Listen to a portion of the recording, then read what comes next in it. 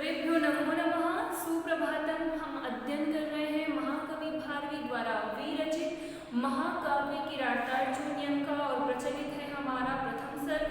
और प्रथम सर्ग में क्या प्रसंग चल रहा है? द्रौपदी, महारानी द्रौपदी और महाराज युधिष्ठिर के बीच संवाद, जिसमें महारानी द्रौपदी महाराज युधिष्ठिर को अपनी ओजस्वी वाणी के द्वारा अपने शत्रु से प्रतिशोध लेने के लिए प्रेरित कर रही है। इस श्रृंखला में आइए चलते हैं आगे श्लोक नंबर 42 पर।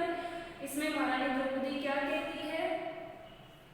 विहाय शांतिं रिपुदामुतः पुनः प्रसीद सन्देहि वधाय विद्विषाम् व्रजन्ति शत्रून् वधूय निःस्पृहा शमेन सिद्धिं मुनयो न भूभृत समेन सिद्धिं मुनयो न भूभृत। श्लोक के माध्यम से महारानी द्रौपदी क्या कहना चाह रही है? वैसे वो जो महाराज युधिष्ठिर, जो कि एक क्षत्रिय और महापराक्रमी और तेजस्वी है, लेकिन उन्होंने अभी उनके एक सात्विक गुण भी है, सात्विक गुण में बहुत ज़्यादा है, जैसे धैर्य, क्षमाशीलता, सहनशीलता। तो द्रौपदी उनसे ये कह रही है कि आपके ये गुण अच्छे हैं, सात्विक गुण है, सभी के पास होना चाहिए, लेकिन इस समय में जबकि आपको प्रतिशोध के लिए अपने क्षत्रियोचित गुणों को धारण करना चाहिए, उस समय में भी आप इन गुणों की ज़्यादा पालना कर रहे हैं, इन गुणों को ही आप धारण कर रहे हैं, ये गलत है। वस्तुतः ये क्षत्रियों के लिए पूर्ण रूप से उचित नहीं है। तो यहाँ पर वह जो मुनि धर्म है और जो राजकीय धर्म है, दोनों के बीच तुलनात्मक वर्णन करते हुए महाराज युधिष्ठिर को प्रतिशोध के लिए प्रेरित कर रही है। क्या कहती है वो? कैसे तुलनात्मक वर्णन?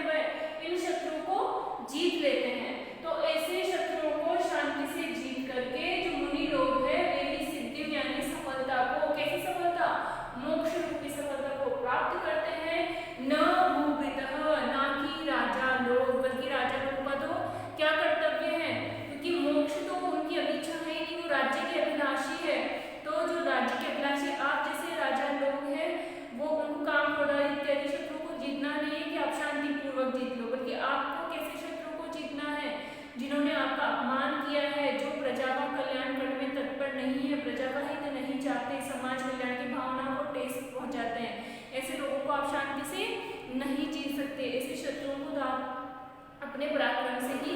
जीत सकते हैं। वस्तुतः यहाँ पर जो द्रौपदी है वो क्या कहती है महाराज युधिष्ठिर से कि जो ये आपने धैर्य, क्षमा, सहनशीलता इत्यादि गुण धारण किए हैं ये गलत नहीं है, क्योंकि ये सात्विक गुण है और सभी में होने चाहिए, लेकिन आप हर जगह इनका ही प्रयोग करो, ये तो सर्वदा क्या है, अनुपयोगी है। क्योंकि आप क्या हो, एक क्षत्रिय हो, क्षत्रिय होने के साथ साथ आप इतनी बड़ी भूमि के, इतने बड़े राज्य के राजा हो, तो आप हर जगह इन्हीं का पालन करो, तो ये सर्वथा अनुचित है। फिर कहती है क्यों अनुचित है, क्योंकि ये जो आपने गुण धारण किए वस्तु ये गुण मुनियों में भी होते हैं, लेकिन मुनि धर्म और जो राजकीय धर्म है वो सर्वथा भिन्न है। क्यों भिन्न है, क्योंकि जो मुनि लोग होते हैं उनका लक्ष्य क्या होता है, मोक्ष की प्राप्ति करना, और उनकी मोक्ष की प्राप्ति में बाधक कौन होते हैं, काम, क्रोध, लोभ इत्यादि शत्रु। तो ये मुनि सबसे पहले कैसे बनते हैं, निष्प्रह, लौकिक कामनाओं से अपने आप को मुक्त करते हैं, उन्हें लौकिक सुख सुविधाओं का जो भोग करने की इच्छा है वो बिल्कुल उनकी समाप्त हो जाती है। उसके बाद वो क्या करते हैं, शांति से तपस्या करते हैं और काम, क्रोध, लोभ इत्यादि शत्रुओं को जीत लेते हैं। और कैसी सिद्धि की प्राप्ति करते हैं, मोक्ष रूपी सफलता, अपनी सिद्धि की प्राप्ति करते हैं। लेकिन आप क्या है, आप एक क्षत्रिय हैं और क्षत्रिय होने के साथ साथ आप मुनि नहीं है, आप में गुण है सात्विक गुण, लेकिन आप मुनि नहीं है। आज भी क्या हो, अपने राज्य के अभिलाषी हो, अपने राज्य को प्राप्त करना चाहते हो, लेकिन आपकी प्रतिज्ञा बस आप क्या हो, अपने आप को रोके हुए हो, अपने आप को नियंत्रित किए हुए हो, तो ये सर्वथा अनुपयोगी है। क्योंकि क्षत्रियों का एक धर्म ये भी है कि वो अपने कर्तव्य पालन के लिए अपने पराक्रम का प्रदर्शन करे और अपने शत्रुओं को विजित कर और अपने राज्य को की प्राप्ति करे और सफलता हासिल करे। तो क्षत्रियों का ये धर्म है, और जो आप अभी भी ये मुनियों का धर्म सर्वथा धारण किए हुए हो, ये कैसा है, अनुचित है अच्छे गुण, लेकिन आपने इस समय जो धारण किए हुए हैं गुणों को, क्षमा, धैर्य और सहनशीलता इत्यादि को, तो ये क्या है, ये अनुचित है, ये क्षत्रिय धर्म के बिल्कुल विपरीत है। तो इस माध्यम से वो क्या कहना चाहती है कि इस मार्ग को छोड़कर आप अभी क्षत्रियोचित जो सर्वोपरि धर्म है, क्या, अपने शत्रुओं को विजित कर प्रजा का, समाज का कल्याण करने का जो आपका जो कर्तव्य है उसके प्रति आप तत्पर होइए और अपने शत्रुओं से प्रतिशोध लीजिए। फिर आगे वो कहती है, यही निरुक्ति को आगे और कहती है,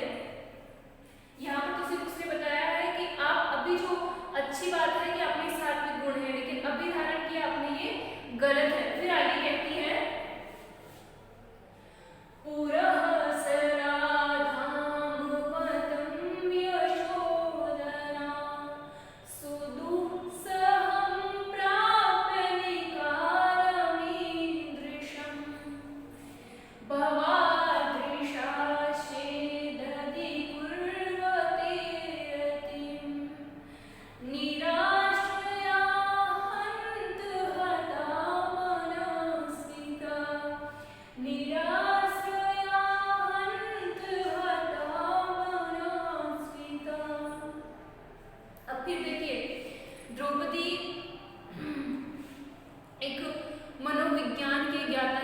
मन का अध्ययन करने वाले जो विद्वत जन होते हैं उनकी भांति वो क्या कर रही है, युधिष्ठिर की प्रशंसा करते हुए उनको कि सारे उपाय अपना लिए, उनकी प्रशंसात्मक वचन भी कह रही है उनके लिए कि आप तो ऐसे हैं, और प्रशंसात्मक वचन कहते हुए ही उनको दुर्योधन के लिए युद्ध करने को प्रेरित कर रही है, उनका जो मन है उसको दीप्त कर रही है, क्रोध को प्रज्वलित कर रही है। कैसे, क्या कहती है वो, धाम वताम से तात्पर्य है यहाँ पर जो तेजस्वी लोग हैं, मनस्वी लोग हैं। धाम वताम यानी मनस्वी लोगों में, तेजस्वी लोगों में, पुरः सरा यानी अग्र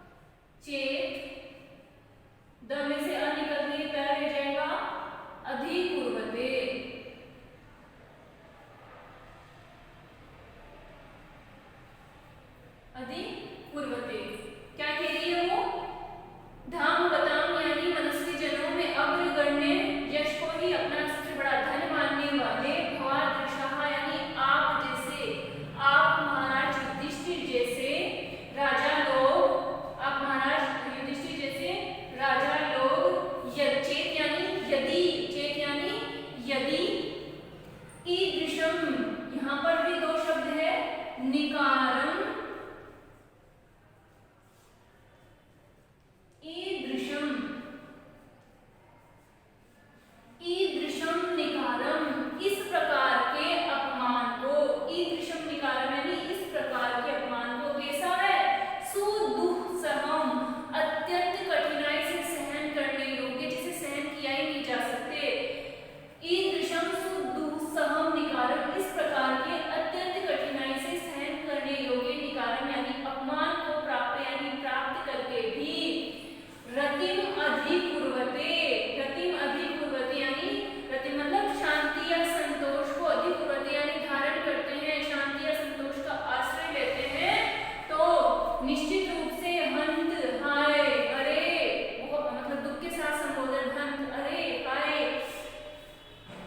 मनस्विता यानी जो तेजस्विता है, जो तेज है, वह निराश्रया हता, आश्रय नहीं होने के कारण निराश्रित होकर के, हता यानी समाप्त हो गई है, मर गई है। क्या कहती है वो कि जो बड़े बड़े जो मनस्वी लोग हैं, तेजस्वी लोग हैं, उनमें आपका नाम अग्रगण्य सबसे पहले गिना जाता है, यश रूपी ही आपका क्या है, धन है, यश को आप सबसे बड़ा धन मानते हैं। ऐसे आप जैसे राजा लोग भी यदि ईदृशम सुदुःसहम निकारम, इस प्रकार के अत्यंत कठिनाई से सहन करने योग्य अपमान को प्राप्त यानी प्राप्त करके भी रतिम अधिकुर्वते, रतिम यानी शांति को या संतोष का आश्रय लेते हैं, उसको धारण करते हैं, तो हाय, हंत यानी हाय, मनस्विता यानी जो तेजस्विता है वो निराश्रित होकर, हता यानी समाप्त हो गई है। यहाँ पर पहले द्रौपदी उनके लिए प्रशंसात्मक वचन कह रही है कि आप तो कैसे हैं, आप तो बड़े बड़े जो मानी लोग हैं, स्वाभिमानी लोग हैं, तेजस्वी, बहुत ज्यादा शौर्य और पराक्रम रखने वाले व्यक्ति हैं, उनमें सबसे पहले आपका नाम गिना जाता है, और आप जैसे लोग क्या मानते हैं, अपनी कीर्ति को, अपने यश को, अपनी प्रसिद्धि को ही क्या मानते हैं, सबसे बड़ा धन मानते हैं, अपनी राजलक्ष्मी से भी ऊपर क्या है आपके लिए, आपका यश। ऐसे आप जैसे राजा लोग भी यदि ऐसे दुर्योधन जैसे शत्रुओं के द्वारा जो कि छल कपट से दूसरों का अपमान करते हैं, सज्जन लोगों का अपमान करते हैं, ऐसे धूर्त लोगों के द्वारा अपमान किए जाने पर यदि आप संतोष को ही धारण करेंगे, आप फिर भी शांतिशील, क्षमाशील, धैर्यशील बने रहेंगे, तो फिर ये मनस्विता का क्या होगा, ये कहाँ जाएगी, ये जो स्वाभिमान है, ये तेजस्विता है, ये कहाँ जाएगी, तो ये क्या होगी, ये तो इसका कोई ठिकाना ही नहीं है, बल्कि कोई आश्रय नहीं होने के कारण क्या होगा, ये समाप्त हो जाएगी। क्योंकि कहने का तात्पर्य क्या है कि जैसे दुर्योधन जैसे शत्रु इत्यादि लोग हैं, उनमें तो स्वाभिमान या तेजस्विता नाम की कोई चीज ही नहीं, उनमें तेज है ही नहीं। अगर उनमें तेज होता तो क्या वो छल कपट से आपसे राज्य जीतते, बल्कि युद्ध करके अपना पराक्रम और अपने शौर्य का प्रदर्शन कर आपसे राज्य जीतते। लेकिन जो ऐसे दूत लोग हैं, उनमें तो स्वाभिमान या तेजस्विता की कोई गुंजाइश ही नहीं है। और रहे आप जैसे पराक्रमी और शौर्यशील लोग, अगर वे ऐसे राजा लोग भी अगर स्वाभिमान को, अपनी तेजस्विता को छोड़कर उनको क्षमा कर देंगे और शांति धारण करके बैठ जाएंगे, तो फिर तेजस्विता का क्या होगा, तेजस्विता का तो कोई ठिकाना ही नहीं है। तो यहाँ पर युधिष्ठिर की प्रशंसा करते हुए और स्वाभिमान का वर्णन करते हुए द्रौपदी क्या कर रही है, महाराज युधिष्ठिर को प्रेरित कर रही है कि और कुछ ना सी, अपने तेज के लिए, अपने स्वाभिमान के लिए ही क्या करिए, आप अपने शत्रुओं से प्रतिशोध लीजिए, अपने दुर्योधन रूपी शत्रु को समाप्त कर आप राज्य की सफलता को, राज्य को हासिल कीजिए, अपनी सफलता को प्राप्त कीजिए, और इस स्वाभिमान को, अपनी तेजस्विता की, अपने तेज की क्या करिए, रक्षा करिए। फिर आगे कहती है, क्या कहती है, अथ क्षमामेव निरस्तविक्रमश्चिराय पर्येषि सुखस्य साधनम् विहाय लक्ष्मीपतिलक्ष्यमुखार्मुकम् जटाधर संजूदहि पावकम्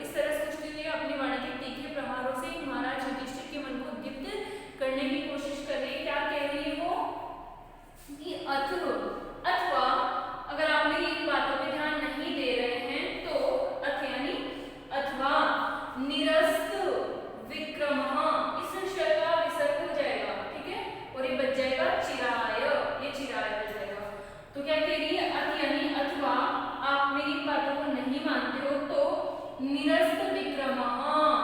पराक्रमहीन होकर, अथवा निरस्त विक्रमः यानी पराक्रमहीन होकर अपने पराक्रम को छोड़ करके चिराय यानी चिरकाल तक, लंबे समय तक,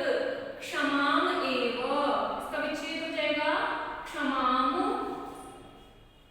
एव, क्षमाम एव, क्षमा को ही,